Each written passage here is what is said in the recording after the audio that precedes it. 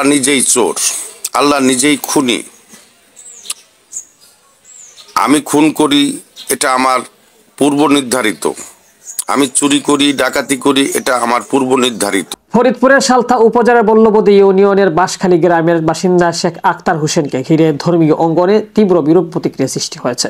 নিজেকে আহলে কোরআন ফিরকার অনুসারী দাবি করা এই ব্যক্তি দীর্ঘদিন ধরে আহলে সুন্নাত ওয়াল জামায়াতের মূল ধারা বহির্ভূত বক্তব্য ও কার্যক্রম চালিয়ে আসছেন বলে অভিযোগ পাওয়া গেছে।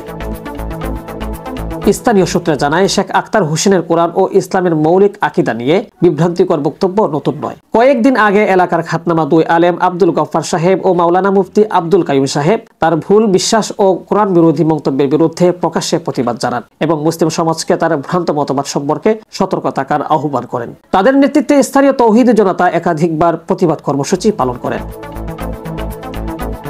সম্প্রতি একটি ঘটনা নতুন করে উত্থাপ ছড়িয়ে দিয়েছে। গ্রেপ্তার হওয়া বাউল শিল্পী আবুল সরকার বলেছিলেন, আল্লাহর কথার কোনো আগামাথা নেই। এমন কুরুচিপূর্ণ বক্তব্যকে শেখ আক্তার হোসেন অনলাইন ভিডিও প্রকাশের মাধ্যমে সরাসরি সমর্থন করেন। তার এই কার্যক্রম সামাজিক যোগাযোগ মাধ্যমে ব্যাপক সমালোচনার জন্ম দিয়েছে। কাল বাউল শিল্পী আবুল সরকারকে গ্রেপ্তার করা হয়েছে। তার অপরাধ আল্লাহ সম্পর্কে কটূক্তি করেছেন, অবমাননা। এতে ক্ষুব্ধ হয়ে স্থানীয় আলেম ওলামা, ইমাম খতিব, পীর মাশায়েখ ও ধর্মপ্রাণ তৌহিদি জনতা শেখ আক্তার হোসেনের দ্রুত গ্রেফতার এবং আইনগত ব্যবস্থা গ্রহণের দাবি জানিয়েছেন। তাদের অভিযোগ, তিনি ধারাবাহিকভাবে কোরআন বিরোধী ও ইসলাম অবমাননাকর বক্তব্য করে সমাজে বিভ্রান্তি ছড়াচ্ছেন।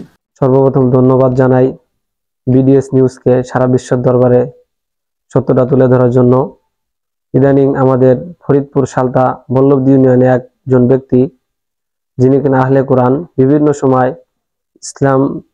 ইসলাম বিরোধী, উলামা ইকরাম বিরোধী, হাদিস বিরোধী কথাবার্তা বলে থাকেন। এজন্য তিনি বিভিন্ন সময় উলামা ইকরামদেরকে আকর্ষণমূলক ফেসবুকে লেখালেখি করে। এই জন্য প্রশাসনকে দৃষ্টি আকর্ষণ করব যে অতি দ্রুত একে গ্রেপ্তার করার জন্য এবং সর্বোচ্চ শাস্তি যেন তার হয়, এটা আমরা কামনা করি। ঘটনাটি এলাকায় ব্যাপক উত্তেজনা সৃষ্টি করেছে।